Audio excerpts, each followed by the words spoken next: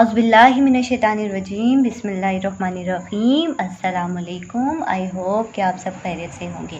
Last हमने जो topic पढ़ा था, हमने पढ़ा था कि मैटर की हमने पढ़ी थी 2 टाइप्स होती हैं, जिसमें से हमने एक टाइप में हमने सब्सटेंस में हमने एलिमेंट्स को डिस्कस किया था। आज हमारा अगला टॉपिक है, हम इसी की सब्सटेंस की दूसरी टाइप जो है कंपाउंड, हम कंपाउंड को डिस्कस करेंगे कि कंपाउंड्स क्या होते हैं। हम कहते हैं कि जब 2 या 2 से ज़्यादा एलिमेंट, 2 और मोर देन 2 एलिमेंट्स जब हमारे पास केमिकली कंबाइन होते हैं, किस तरह से कंबाइन होंगे, केमिकली कंबाइन होंगे, तो वो क्या बनाते हैं, कंपाउंड बनाते हैं। But in a fix ratio, लेकिन उनकी क्या होती है, एक रेशो जो होती है वो फिक्स होती है।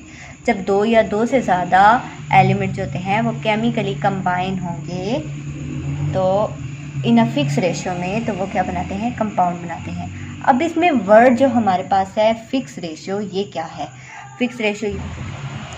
फॉर एग्जांपल हमारे पास है वाटर का मॉलिक्यूल है। अगर हम वाटर के मॉलिक्यूल में देखें तो हमारे पास हाइड्रोजन है, कितने हैं हमारे पास, 2 हाइड्रोजन है, और हमारे पास ऑक्सीजन क्या है, 1 है।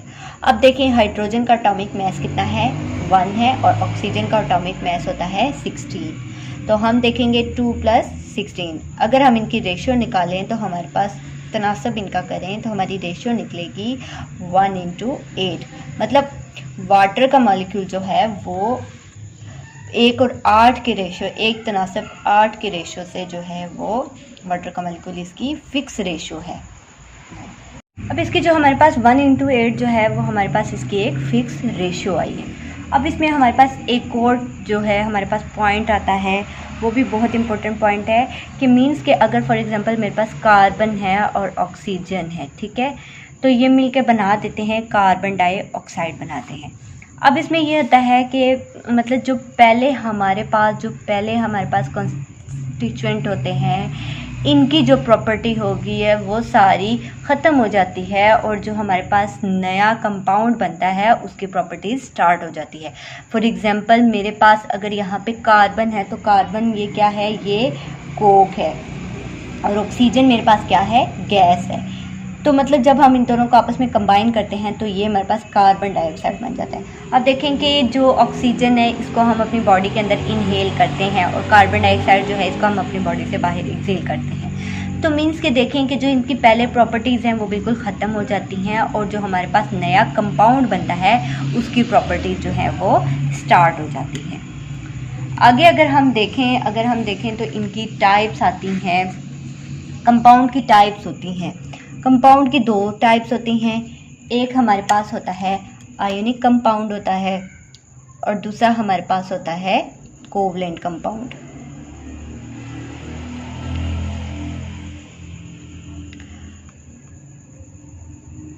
एक हमारे पास हो गया आयनिक कंपाउंड, दूसरा हमारे पास होता है कोवलेंट कंपाउंड। अगर हम देखें सबसे पहले अगर हम आयनिक कंपाउंड को अगर हम डिस्कस करें तो आयनिक कंपाउंड में जो हम कहते हैं कि जो एलिमेंट हैं वो मतलब आयंस की फॉर्म में होते हैं। फॉर एग्जांपल मेरे पास सोडियम क्लोराइड है।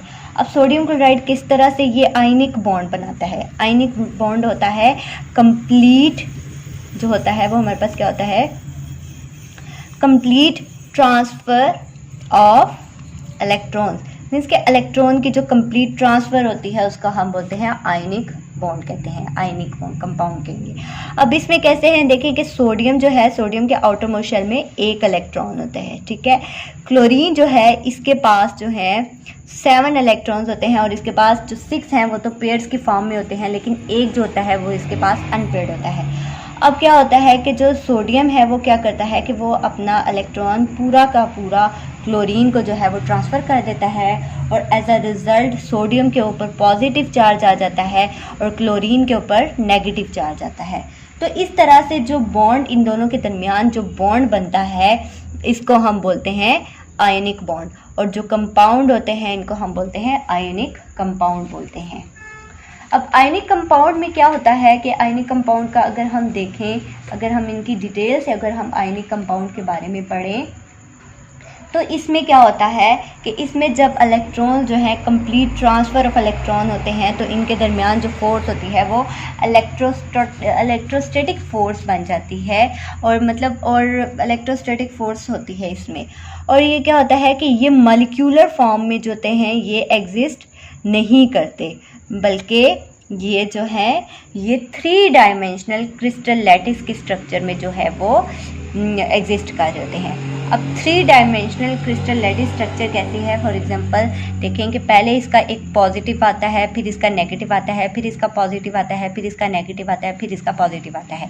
इसी तरह से इस तरफ इसका नेगेटिव आ जाता है, इसी तरह पॉजिटिव, इस तरह नेगेटिव, इस तरह पॉजिटिव, इस तरह मतलब मीन्स कि ये एक दूसरे को क्या करते हैं, सराउंड कर देते हैं, एक दूसरे को कवर कर देते हैं, जिसकी वजह से क्या होता है कि इनके दरमियान जो है इंटरमॉलिक्यूलर फोर्सेस जो होती हैं वो बहुत ज़्यादा स्ट्रॉन्ग होती है, और इसी वजह से इनका क्या होता है कि इनका जो मेल्टिंग पॉइंट होता है और इनका जो बॉइलिंग पॉइंट होता है वो भी क्या होता है, बहुत ज़्यादा स्ट्रॉन्ग होता है।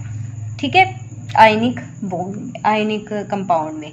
इसी तरह से कहते हैं कि इसको जो है हम क्या कहते हैं कि इसको हम जो रिप्रेजेंट करते हैं इसको हम फार्मूला यूनिट से हम इनको रिप्रेजेंट करते होते हैं। फॉर एग्जांपल मेरे पास आता है सोडियम क्लोराइड आ गया, पोटाशियम ब्रोमाइड आ गया, ये होते हैं आयनिक कंपाउंड। इसके बाद हमारे पास आते हैं जो इसकी दूसरी टाइप है वो है हमारे पास कोवलेंट कंपाउंड। अब कोवलेंट जो हमारे पास कंपाउंड होते हैं, इसी से जाहिर है कि कोवलेंट जो कंपाउंड होते हैं इनमें क्या होता है कि इनमें कोवलेंट बॉन्ड बनता है। को मतलब किसी भी दो एलिमेंट्स के दरमियान जो होता है वो क्या बन रहा होता है, कोवलेंट बॉन्ड बन रहा होता है। ठीक है, जैसे कि मैं आपको अगर बताऊं, देखें कि मतलब मेरे पास इसकी एग्जांपल आती है, मीथेन की एग्जांपल आती है। अब मीथेन की एग्जांपल में किस तरह से आएगी कि इसके कार्बन जो है, कार्बन के पास भी क्या है, 4 इलेक्ट्रॉन्स होते हैं, और इन्होंने जो है 4 इसी तरह से हाइड्रोजन के साथ इन्होंने बॉन्ड बनाया होता है। अब क्या होता है कि ये कार्बन जो है ये अपना इलेक्ट्रॉन शेयर करता है हाइड्रोजन को, हाइड्रोजन जो है वो भी अपना इलेक्ट्रॉन जो है वो शेयर करता है। हमने यहाँ पे इसके पास क्या होता है, यहाँ पे इनके पास मतलब ये शेयरिंग ऑफ इलेक्ट्रॉन्स होती हैं, मतलब इलेक्ट्रॉन्स की शेयरिंग होती है, जिसकी वजह से क्या होता है कि इनके दरमियान जो बॉन्ड बनता है वो क्या होता है, कोवलेंट बॉन्ड होता है। और ये कंपाउंड जो होते हैं वो कोवलेंट कंपाउंड होते हैं। इनकी एग्जांपल हमारे पास आती है CH4, मीथेन जो होती है, मीथेन गैस जो हम घरों में जो चूल्हा जलाते हैं, जो हमारी गैस यूज़ होती है वो मीथेन गैस होती है। इसके बाद हमारे पास सल्फ्यूरिक एसिड की एग्जांपल आ जाती है, हमारे पास कैल्शियम कार्बोनेट की एग्जांपल आ जाती है। तो ये हमारे पास क्या होते हैं, ये हमारे पास कोवलेंट कंपाउंड होते हैं। इसके बाद अगर हमारे पास ये हमारे पास कंपाउंड्स हो गए। अब इसी में मैटर की हमने एक और जो हमने पढ़ा था कि मैटर की एक टाइप्स होती है जिसको हम बोलते हैं मिक्सचर। अब मिक्सचर क्या होता है,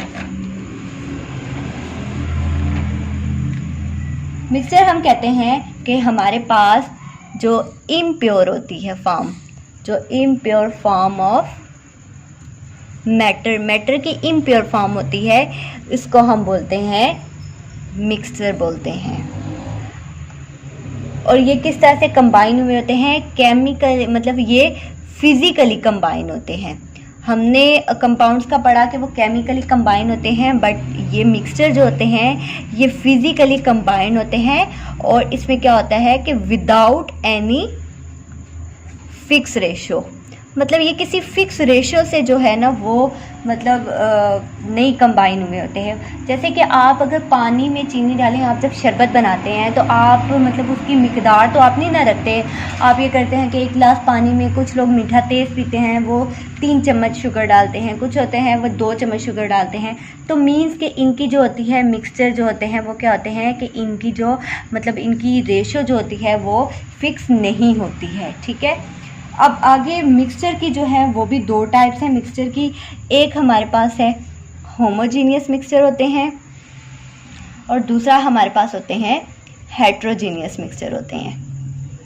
अब अगर हम इनको देखें कि होमोजीनियस मीन्स होमो का मतलब ही होता है हमारे पास, होमो का मतलब हमारे पास होता है सेम, और हेट्रोजीनियस का मतलब होता है डिफरेंट।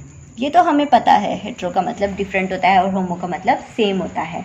अब इसमें क्या होता है कि होमो में क्या होगा कि कंपोजिशन जो होती है वो एलिमेंट्स की वो क्या होती है, सेम होती है। मतलब अगर हम इनका डिफरेंस करें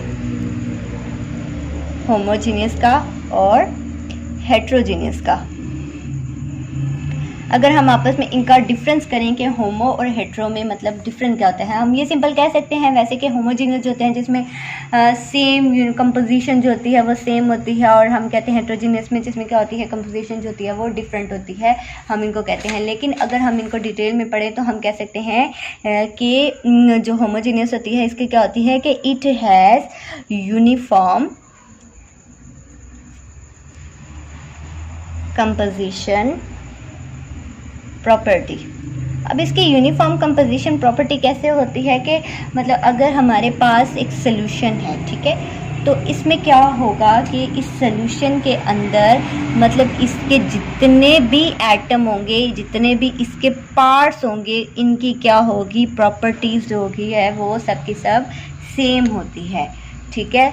और इसकी क्या होती है कि इसमें जो डिफरेंस आता है वो हमारे पास आता है कि it has non uniform composition property.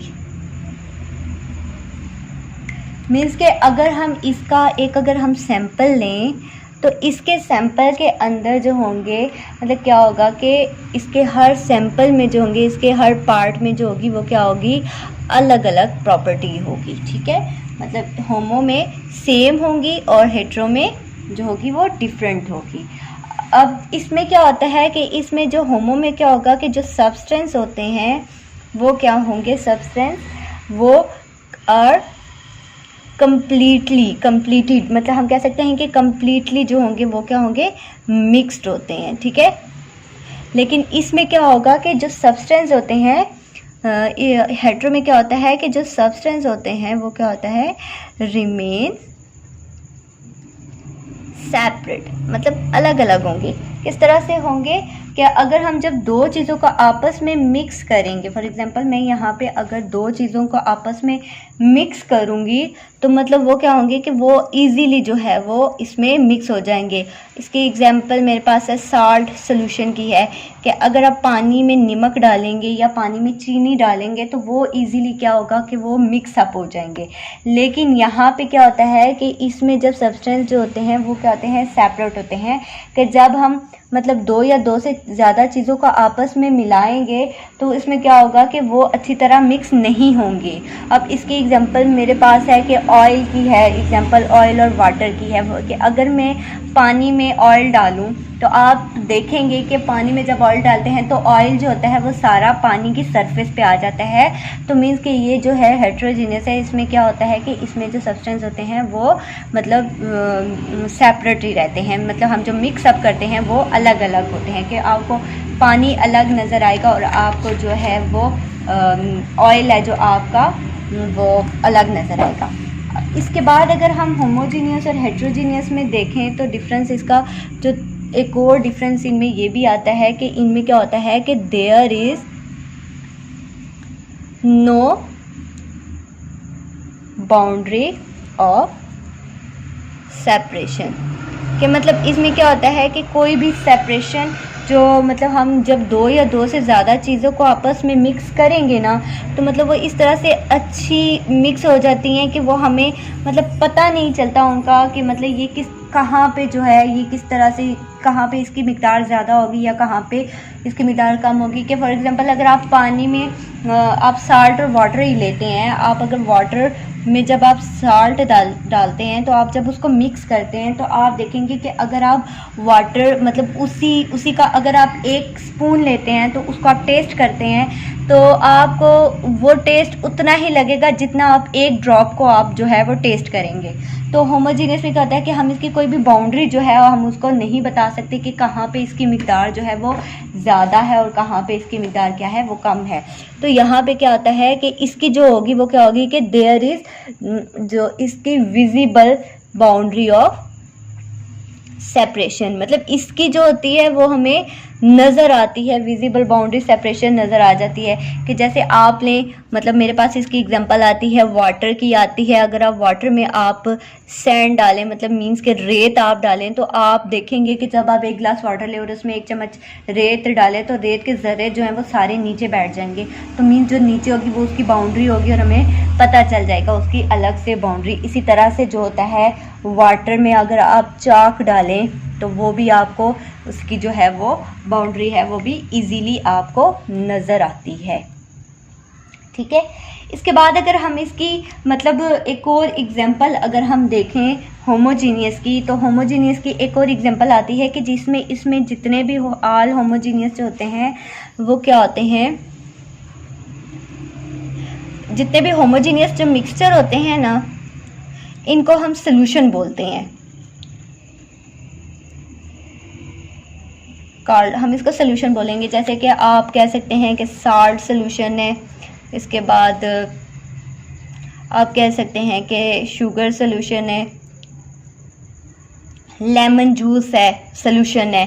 तो ये सारा का सारा क्या है कि ये होमोजीनियस होते हैं कि मतलब इसके जितने भी इसके पार्टिकल्स इतने छोटे होते हैं कि मतलब वो हमें मतलब इजीली मिक्स हो जाते हैं, वो हमें नज़र नहीं आते हैं। लेकिन सस्पेंशन में इसके जो हेट्रोजीनियस में क्या होते हैं कि जितने भी जिसके सस्पेंशन होते हैं और एंड जो कोलाइड्स होते हैं,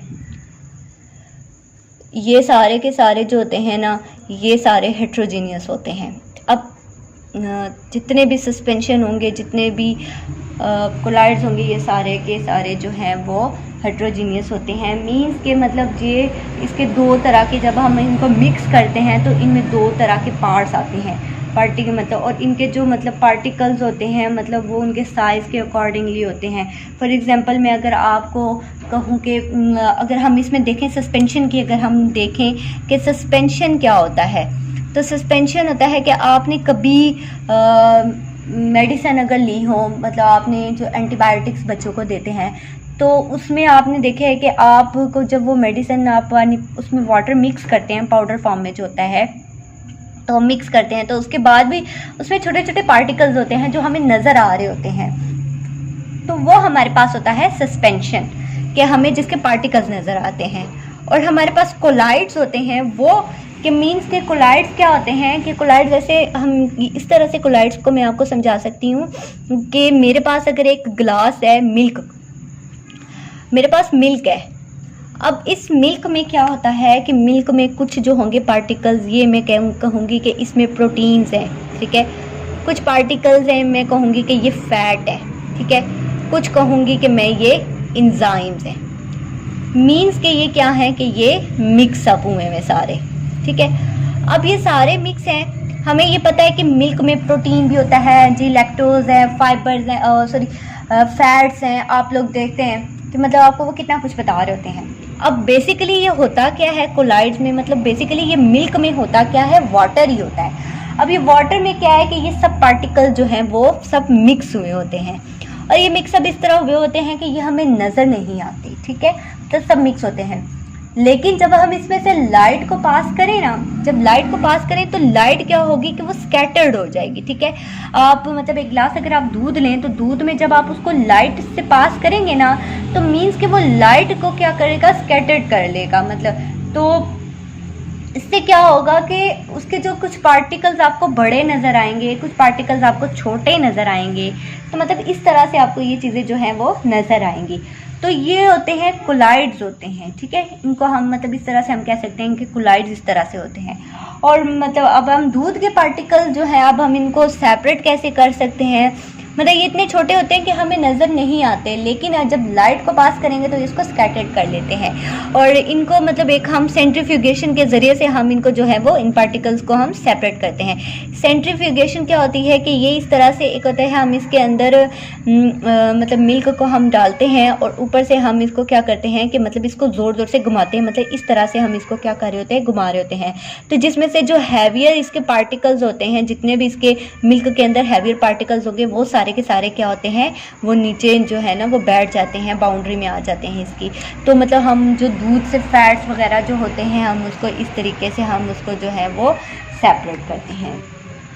आई होप कि आज आपने जो कुछ पढ़ा आपको अच्छे तरीके से समझ आया होगा। कोई भी आपका अगर किसी भी किस्म की कोई भी आपको कोई क्वेश्चन है तो आप प्लीज़ कमेंट सेक्शन में ज़रूर बताइएगा, और हमारे चैनल को ज़्यादा से ज़्यादा सब्सक्राइब कीजिए, लाइक कीजिए, शेयर कीजिए।